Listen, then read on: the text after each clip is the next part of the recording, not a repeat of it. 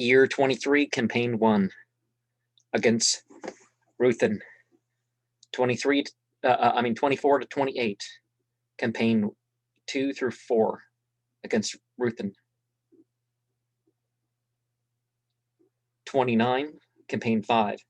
The points of attack were the towns of Tunip and Aratus. The land of Zahi, Phoenicia, was laid waste. 36, against Ruthin, the cities of Kadesh, Samira, and Aratus were laid under contribution. 31, Campaign 7,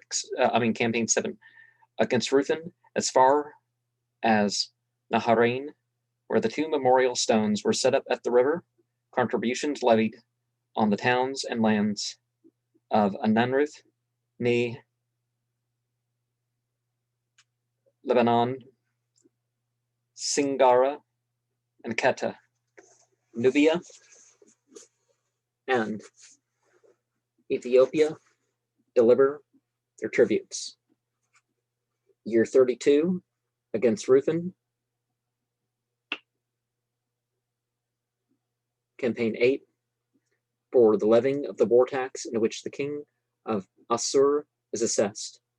Year 34, Campaign 9, against Ruthin and Zahi, the king of the land of Asebi, Cyprus, appears with his tribute.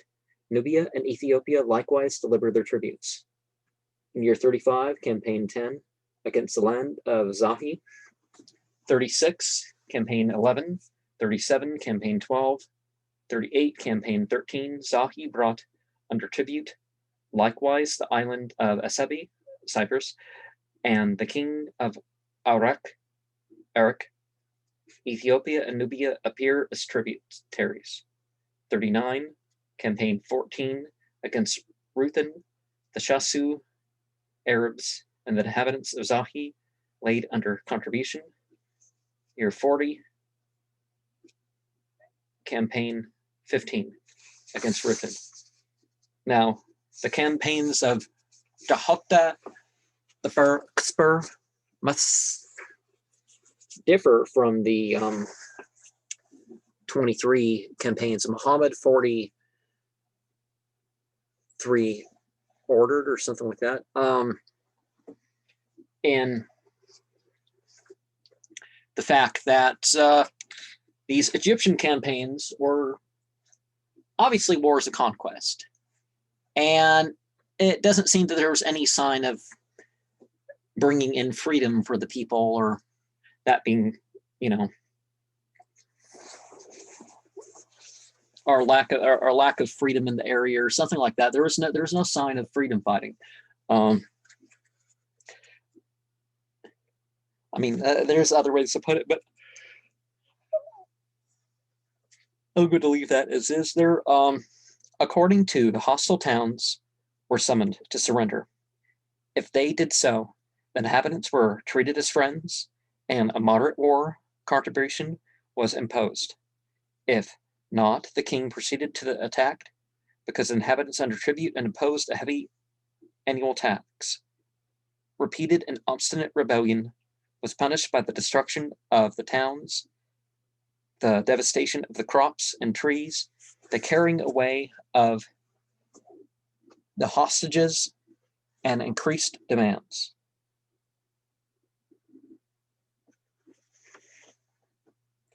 With regard to the last, it may not appear superfluous to compare the Egyptian accounts of their nature with others transmitted to us by the ancients. According to Professor Movers, they consisted of the following articles brought from Palestine and Phoenicia, kernels from the land of the Ammonites, barley maybe, the chief supply from Galilee, also from Samaria, and Moabim.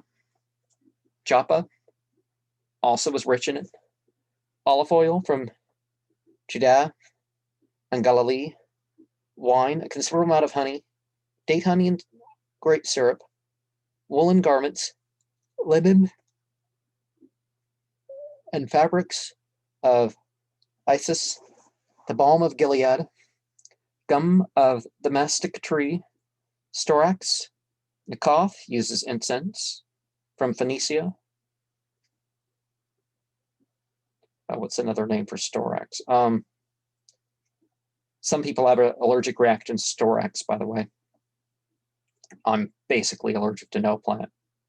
Well, except for, well, I'm not going to tell my one allergy online, but you know what I mean. Syria and Palestine. Resin, Loth, the Greek, Ladanon, a third kind of resin.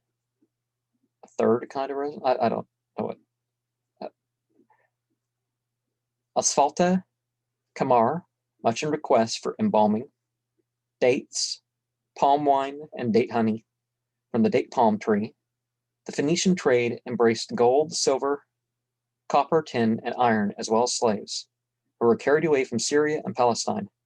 The Assyrio-Phoenician trade consisted of costly stuffs and magnificent garments of byssus, colored embroidery, wood, precious ornaments, armed wine, the best being from Calaban and the neighborhood of Damascus, purple fine ornaments, coral, carbuncles, rubies, and other precious stones.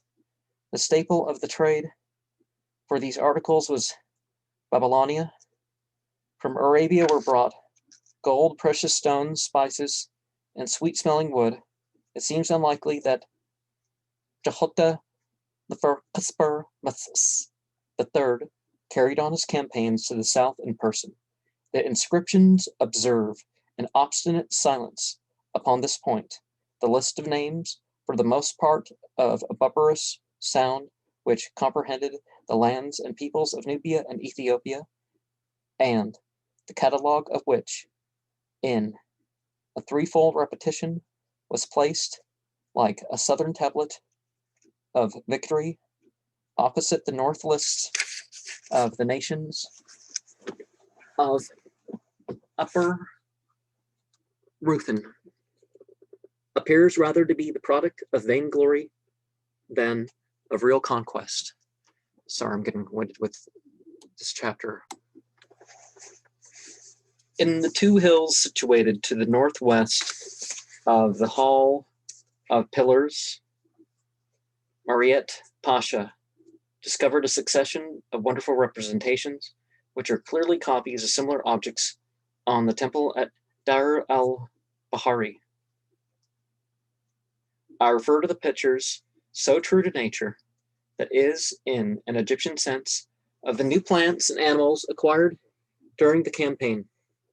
By command of the king, who manifested so among an inclination for researches in natural history, that 4 unknown birds gave him greater pleasure than the war contribution of a whole country. An artist was commissioned to depict the new fauna and flora, water lilies, as tall as trees, cactus-like plants, all sorts of trees and shrubs, leaves, flowers, and fruits, melons and pomegranates. The latter are represented in profusion and seem to have especially linked by the Egyptians, oxen and calves, among which is a wonderful animal with 3 horns, herons, sparrowhawks, geese, and doves. The principal inscription remarks, "Here are all sorts of plants and all sorts of flowers from the land of Ta Duktur, the Holy Land, which the king discovered then when he went to the land of Ruthen to conquer that land, as his father Yuman had commanded him.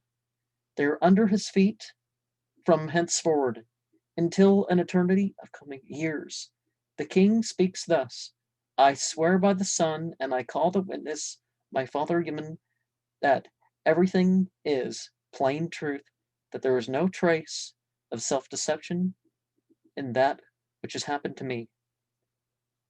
what the splendid soil brings forth as its productions that I have portrayed in this picture, in order to offer it to my father Yemen in this great temple of Yemen as a memorial for all times.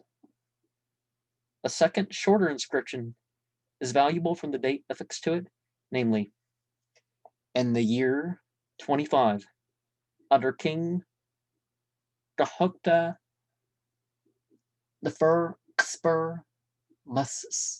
the third, may he live forever. These are the plants which the king found in the land of Ruthen. The first and longer inscription appears to contain an evident misrepresentation of real facts. The historical records of the monuments do not relate one syllable about any expedition of the king to the Holy Land situated far in the south, at least not before the 25th year of the reign of Jahota the Pharaohs the third, nor did the way to Ruthen or Canaan lie through the Holy Land. The tributes imposed upon the lands of the south were brought every year by the inhabitants to Egypt without their being compelled to do so by any special campaigns.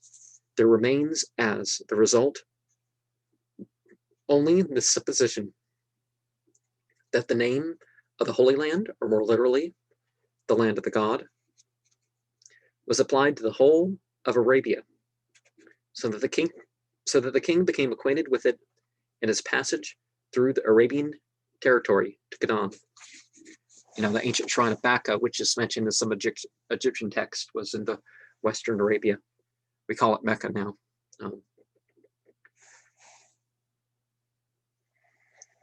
Which was what the people of Southern Arabia called it first, apparently. As far as evidence is concerned. The priest of Yemen, whose temple and treasuries the king had remembered in the most liberal manner, did not content themselves with perpetuating the victories of this incomparable pharaoh on the inscribed memorial tablet, for an unknown poet has told in rhythmic words of the glory of the king and the power of Yemen. The monument is now in the Giza Palace. 1. Come to me, said Yemen. Rejoice thyself and admire my glory. Thou, my son, who honorest me, Menkatsbara, ever living. I shine in the light of the morning sun through thy love, and my heart is enraptured if thou directest thy noble step to my temple. My hands sink on thy body for the salvation of thy being. Delightful is thy goodness for my holy image. I stand upright there in my dwelling. Therefore I will distinguish thee marvelously. I will give thee power and victory over all lands. All people shall feel a terror before thy soul and shall fear thee to the utmost ends of the world. 2. The four pillars of heaven. I make thy strength to be great in all bodies. I make thy war cry to resound in all the lands of foreign peoples. Let the kings of the world be at once in thy grasp. I stretch out my own hands. I bind for thee with bands and gather together for thee wandering Nubians by tens of thousands and thousands. Those who inhabit the north shall be taken prisoners by hundreds of thousands.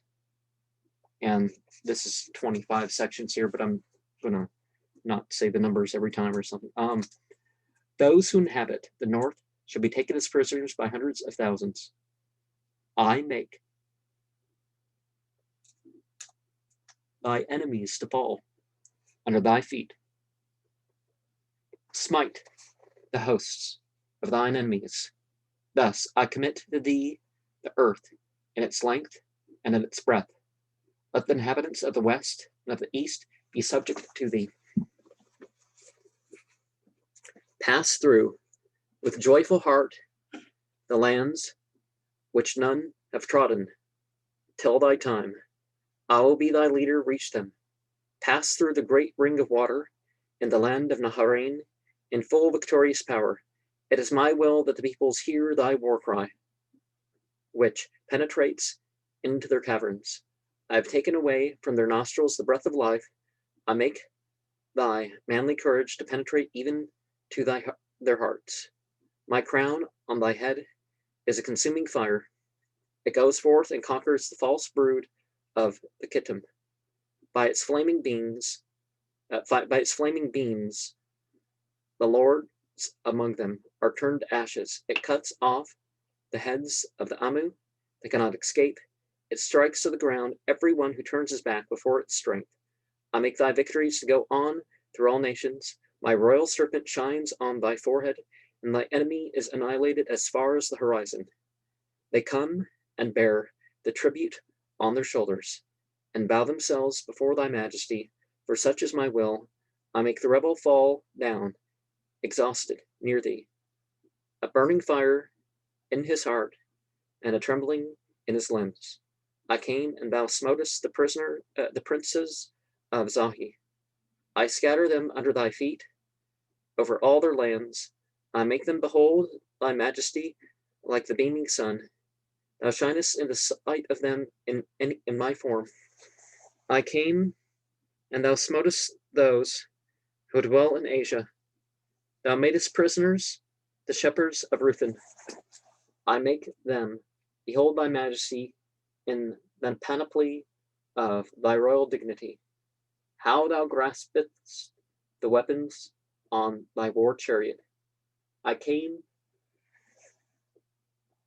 and thou smotest the land of the east. Thou camest to those who dwell in the Holy Land.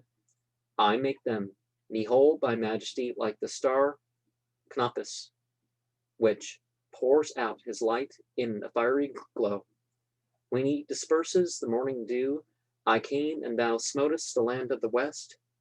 Kepha, Phoenicia, and Asebi, Cyprus, fear thee. I make them behold thy majesty, like a young bull, full of courage, his horns whetted, he is unapproachable.